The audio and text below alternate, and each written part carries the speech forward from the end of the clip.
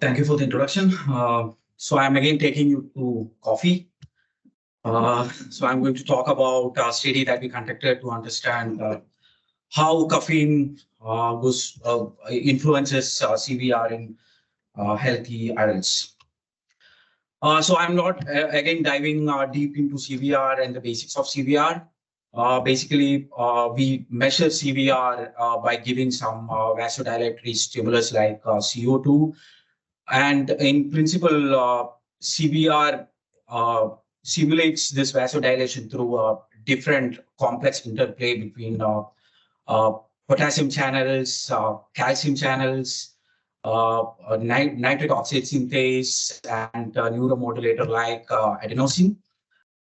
This has shown a wide applications in both large vessel and small vessel diseases, where we had some interesting session yesterday, which shows, some small vessel and large vessel applications. So I'm again not going to explain more on that. So let me dive a bit into the mechanism behind hypercapnic vasodilation. And this is an image that most of you might be familiar with how we do the CVR experiment. We have the hypercapnic gas interleaved with room air and kind of measure the kind of have the imaging along with the entire CO2 and regress out to kind of compute the CVR. This is again the figure that Kenny kind of explained yesterday, so I'm not again going a bit deep into that. She has wonderfully explained it, how the potassium channels and the hyperpolarization would cause as vasodilation.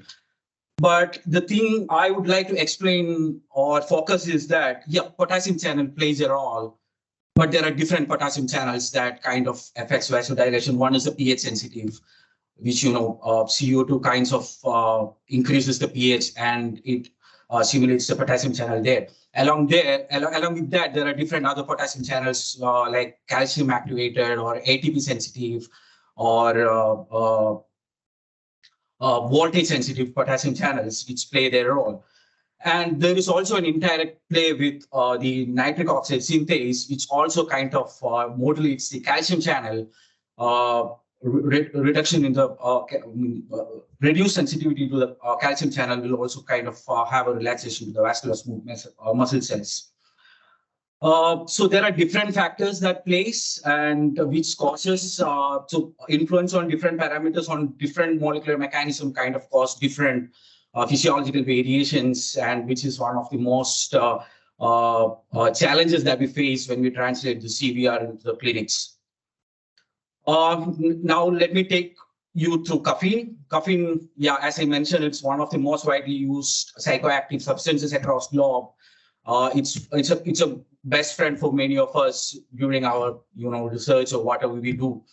It's quite structurally similar to adenosine, which is again an interesting character. Adenosine, it's a neuromodulator which kind of behaves differently with respect to the receptor that it's bind to. There are normally 4 kinds of receptors: A1, A2A, A2B, and A3.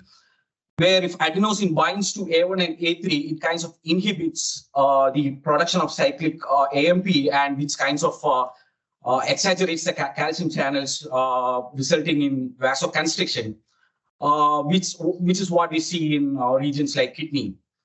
But when it comes to brain, we have more or less A2B and A2A receptors, which kinds of excites the cyclic AMP, reduces this CH and calcium channel activity, and kind of induces the simulates the vasodilation. So this is where it is going to play. Caffeine is going to play its role, because caffeine, as it is structurally similar to adenosine, it gets bind to these receptors and it blocks the adenosine pathway. So the question also, yeah, let's look at how previous literature reports how the caffeine works with respect to cerebral perfusion. So this is one of the study that's been performed in our group a few years back. We looked at, so where it was looked at. So here the y-axis shows different parameters in fraction. The metabolic rate of oxygen, the CBF, oxygen extraction fraction, and the venous oxygenation. So this fraction, which what it means is that, so we divided the value of each parameter with the baseline. That's why it's in the range of 1. So we can see that with respect to time, CBF reduced, venous oxygenation reduced, but the metabolic rate of oxygen remained consistent. The figure shown here, right, shows localized variation of the RCBF. So the images shown on the above shows that there is an increase in the relative CBF, which means that the localized variations in the CBF in the posterior region is relatively slower than the global CBF. In the anterior regions, on the other hand, it kinds of reduces with time. This is another study which was published last year to look at how caffeine affects the water extraction fraction and permeability, blood-brain barrier permeability in the brain. So this was measured using a sequence called webcast. And here also, similar to the observation that we made in the previous study, we could observe that the blood-brain barrier permeability also kind of remain consistent. Also, we know that during the caffeine injection, it creates vasoconstriction, and which could be validated from the previous studies that CBF is kind of reducing after caffeine administration. So now the question arises is, does caffeine affect the CVR? Does it decrease since CO2 and caffeine follow similar molecular pathway, or does it increase since caffeine reduces the basal CBF? I mean, one could hypothesize that it could give us more room to expand. So the study design consisted of healthy caffeine-naïve subjects to make sure that they are not tolerant to caffeine. We performed hypercapnia experiments. We had a hypercapnia experiment with 2 hypercapnia block of 55 seconds, interleaved with room air of 65 seconds. And along with that, we have also measured a phase contrast MRI at superior sagittal sinus to measure the basal blood flow and how it varies with hypercapnia.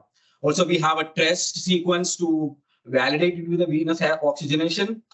And then we gave them caffeine tablet and gave them a 25 minutes break, just because in the previous studies, we have seen that the maximum effect of caffeine comes after 25, 30 minutes to 40 minutes. And again, we repeated the same experiment and looked at how it's changed.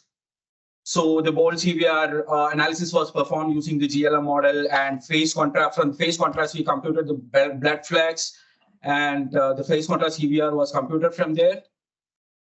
So qualitatively, so this is the velocity maps acquired, and qualitatively we can see that the flex reduced after the caffeine injection, even in the baseline and during the hypercapnic period. And we didn't observe any significant change in the end-tidal CO2 value. Also, this is a quantitative comparison. So the first figure shows the blood flow with room air and hypercapnic block pre and post caffeine. So again, it can be seen. So we found about a 45% of reduction of room air, the basal blood flex after the caffeine administration, and the CVR and the venous oxygenation also significantly reduced. So this is the bold CVR analysis, and this bold CVR has been corrected for age, end-tidal CO2, and the difference in end-tidal CO2 and the basal end-tidal CO2, and it's also been shown. Could be observed that we have a significant reduction in the bold CVR after caffeine injection. So yeah, in conclusion, we have observed that the blood flex has reduced somewhere from 48% to 31% after post-caffeine injection during the hypercapnic phase, and which in effect translated to a reduction of around 30% in both venous oxygenation as well as the phase contrast CVR. The bold CVR reduced by 22%. And the interesting thing, it could be because once caffeine binds to this adenosine receptors, probably it is kind of inhibiting.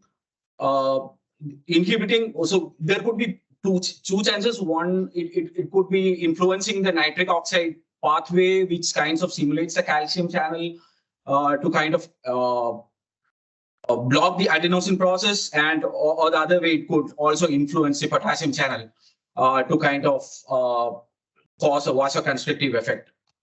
So, in short, to conclude, caffeine injection resulted in a significant reduction in CVR in addition to lowering the basal CVF. So, we have observed in the first one of the results that I've shown, which was published in the previous literature, is that CVF was reduced depending on, it was varying depending on the regions in the brain. So, we are currently, in the future, we are going to look at how the CVR is also changing at different parts of the brain, because the position of A2 receptors in the brain is also not homogeneous. Also, it would be, this is quite tricky, how to kind of correct for caffeine in the CVR measurement, because different people might have different tolerance to caffeine. So it's also, it should be also interesting to look at how CVR kind of affects, the clinical diagnosis of cognitive diseases as well. So, thank you.